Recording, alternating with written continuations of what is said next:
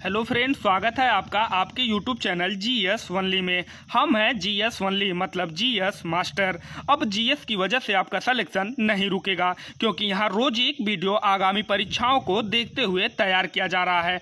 आज का हमारा टॉपिक है राष्ट्रपति। इस टॉपिक से जितने भी मोस्ट इंपॉर्टेंट और रिपीटेड क्वेश्चन है आज हम इस वीडियो में पढ़ेंगे। बढ़ते हैं क्वेश्चन नंबर पहले की तरफ। भारत के राष्ट्रपति के निर्वाचन के लिए न्यूनतम निर्धारित आयु कितनी है? मोस्ट इंपॉर्टेंट क्वेश्चन है कि भारत के राष्ट्रपति के निर्वाचन के लिए न्यूनतम निर्धारित आयु कितनी है। ऑप्शन देखिए, 21 वर्ष, 30 वर्ष, 40 वर्ष, 35 वर्ष। तो जो इसका सही आंसर होगा वो होगा 35 वर्ष। ठीक। अब एक चीज ये भी जान लीजिए, संविधान के अनुच्छेद 58 के अनुसार राष्ट्रपति निर्वाचित होने के लिए वही व्यक्ति योग्य होगा जिसने 35 वर्ष की आयु पूर्ण कर ली हो। ठीक। अब थोड़ा सा ये भी जान लीजिए कि लोकसभा सदस्य निर्वाचित होने के लिए न्यूनतम आयु कितनी है? तो 25 वर्ष। किसके लिए? लोकसभा सदस्य निर्वाचित होने के लिए। अब राज्यसभा सदस्य निर्वाचित होने के लिए न्यूनतम आयु कितनी है? तो 30 वर्ष। राष्ट्रपति निर्वाचित होने के लिए न्यूनतम आयु कितनी है? तो 35 वर्ष। ठीक। बढ़ते हैं क्वेश्चन नंबर 2 की तरफ। भारत के निम्न में से कौन से राष्ट्रपति निर्विरोध चुने गए थे? मोस्ट इंपॉर्टेंट क्वेश्चन है कि भारत के निम्न में से कौन से राष्ट्रपति जो थे वो निर्विरोध चुने गए थे। ऑप्शन देखिए, doctor Rajendra Prasad, doctor APJ Abdul Kalam, नीलम संजीव रेड्डी। इनमें से कोई नहीं। तो जो निर्विरोध राष्ट्रपति चुने गए थे वो थे नीलम संजीव रेड्डी। ठीक। अब ये भारत के कौन से नंबर के राष्ट्रपति थे? तो ये 7वें नंबर के राष्ट्रपति थे। ठीक। अब ये कब निर्विरोध चुने गए थे ये भी जान लीजिए। तो ये 1977 में निर्विरोध चुने गए थे। ठीक। बढ़ते हैं क्वेश्चन नंबर 3 की तरफ। जब राष्ट्रपति को अपने पद से इस्तीफा देना हो तो वह त्याग पत्र किसे संबोधित कर प्रेषित करता है? मोस्ट इंपॉर्टेंट क्वेश्चन है कि जब राष्ट्रपति को अपने पद से इस्तीफा देना होता है तो वह अपना त्याग पत्र किसे प्रेषित करता है? ऑप्शन देखिए, प्रधानमंत्री को, उपराष्ट्रपति को, मुख्य न्यायाधीश को, लोकसभा के स्पीकर को। तो जो इसका सही आंसर होगा वो होगा उपराष्ट्रपति को। ठीक। अपना त्यागपत्र राष्ट्रपति किसे देगा? तो उपराष्ट्रपति को। अब थोड़ा सा ब्रीफ में जानिए। संविधान के अनुच्छेद 56(1) के अनुसार राष्ट्रपति उपराष्ट्रपति को संबोधित हस्ताक्षर सहित लेख द्वारा अपना त्यागपत्र दे सकता है। ठीक। बढ़ते हैं क्वेश्चन नंबर 4 की तरफ। यदि किसी कारणवश राष्ट्रपति और उपराष्ट्रपति दोनों का पद रिक्त रहता है तो राष्ट्रपति के कार्यों को कौन संपादित करेगा? मोस्ट इंपॉर्टेंट क्वेश्चन है कि यदि राष्ट्रपति और उपराष्ट्रपति की सीटें जो है वो रिक्त है तो राष्ट्रपति के कार्यभार कौन संभालेगा? ऑप्शन देखिए, मुख्य निर्वाचन अधिकारी, लोकसभा का सभापति, महान न्यायवादी, भारत का मुख्य न्यायाधीश। तो जो इसका सही आंसर होगा वो होगा भारत का मुख्य न्यायाधीश। ठीक। बढ़ते हैं क्वेश्चन नंबर 5 की तरफ। यदि राष्ट्रपति का पद खाली हो तो उसे कितने अवधि के अंदर भरना आवश्यक है? मोस्ट इंपॉर्टेंट क्वेश्चन है कि यदि राष्ट्रपति का पद जो खाली हो तो उसे कितने दिन के अंदर या फिर कितने अवधि के अंदर भरना आवश्यक है? ऑप्शन देखिए, 2 वर्ष, 3 वर्ष, 1 वर्ष, 6 महीना। तो जो इसका सही आंसर होगा वो होगा 6 महीना। यदि राष्ट्रपति की सीट खाली है तो उसको 6 महीने के अंदर भरना है। भारतीय संविधान के अनुच्छेद 62(2) के अनुसार यदि राष्ट्रपति का पद रिक्त है तो उसे 6 महीने के अंदर भरना आवश्यक है। ठीक। बढ़ते हैं प्रश्न नंबर 6 की तरफ।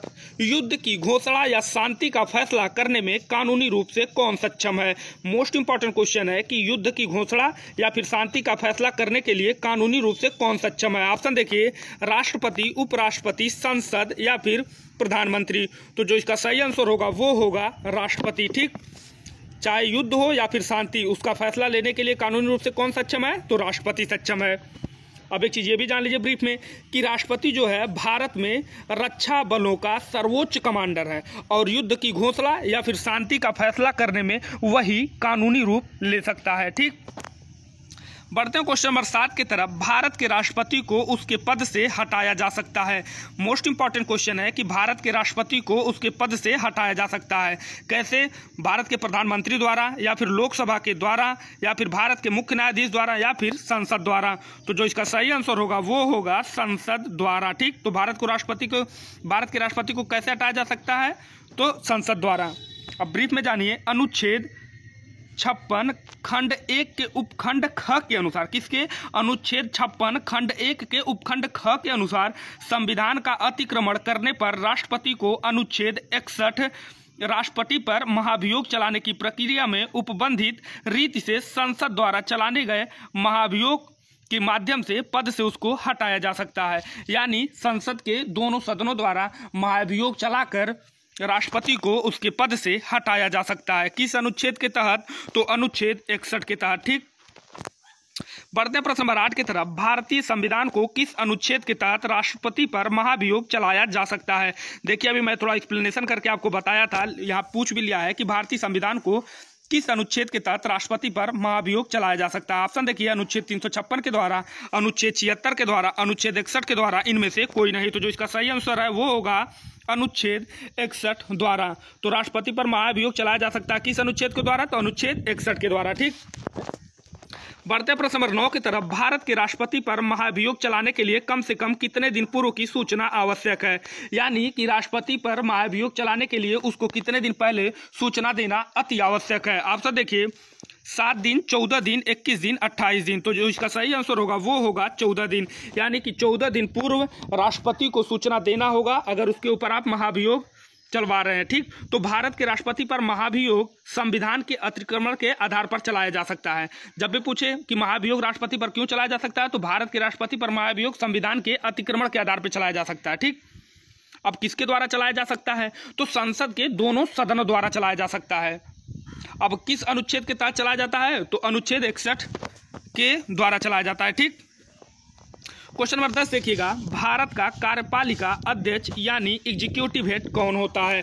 मोस्ट इंपॉर्टेंट क्वेश्चन है कि भारत का कार्यपालिका अध्यक्ष यानी कि एग्जीक्यूटिव हेड कौन होता है? ऑप्शन देखिए, विरोधी दल के नेता, प्रधानमंत्री, राष्ट्रपति, इनमें से कोई नहीं। तो जो इसका सही आंसर होगा वो होगा राष्ट्रपति। ठीक, तो भारत का कार्यपालिका अध्यक्ष कौन होता है? राष्ट्रपति। या फिर कहे भारत का एग्जीक्यूटिव हेड कौन होता है? तो राष्ट्रपति। ठीक, बढ़ते हैं प्रश्न नंबर 11 की तरफ। भारतीय संविधान के निम्नलिखित में से किस एक संशोधन द्वारा राष्ट्रपति को कोई भी मामला मंत्रिपरिषद द्वारा पुनर्विचार किए जाने के लिए वापस भेजने का अधिकार है? मोस्ट इंपॉर्टेंट क्वेश्चन है कि भारतीय संविधान में से किस एक संशोधन द्वारा राष्ट्रपति को कोई भी मामला जो है मंत्रिपरिषद द्वारा पुनर्विचार किए जाने के लिए वापस भेजने का अधिकार दिया है? ऑप्शन देखिए, 39, 40, 42, 44। तो इसका जो सही आंसर होगा वो होगा 44वें संशोधन के द्वारा। ठीक, राष्ट्रपति को यह अधिकार है कि मामला मंत्रिपरिषद द्वारा पुनर्विचार के लिए भेज सकता है। ठीक, तो 44वां संविधान संशोधन कब हुआ था? 1978 में। ये भी जान लीजिए कि 44वां संविधान संशोधन कब हुआ था? 1978 में। ठीक, तो 44वें संविधान संशोधन 1978 द्वारा अनुच्छेद 74(1) में एक परतंत्र जोड़ा गया है। ठीक, जिसके तहत राष्ट्रपति को कोई भी मामला मंत्रिपरिषद द्वारा पुनर्विचार किए जाने के लिए वापस भेजने का अधिकार प्रदान करता है। ठीक, बढ़ते हैं क्वेश्चन नंबर 12 की तरफ। भारत के राष्ट्रपति किसकी अनुशंसा पर लोकसभा को भंग कर सकते हैं? मोस्ट इंपॉर्टेंट क्वेश्चन है कि भारत के राष्ट्रपति जो है वो लोकसभा को भंग कर सकते हैं, तो किसकी अनुशंसा पर कर सकते हैं? ऑप्शन देखिए, राज्यसभा, चुनाव आयोग, भारत के मुख्य न्यायाधीश, मंत्रिपरिषद। तो जो इसका सही आंसर होगा वो होगा मंत्रिपरिषद। ठीक, तो मंत्रिपरिषद के अनुशंसा पर राष्ट्रपति लोकसभा को भंग कर सकते हैं। ठीक, बढ़ते क्वेश्चन नंबर 13 की तरफ। भारतीय संसद का एक संयुक्त अधिवेशन निम्नलिखित में से कौन एक बुला सकता है?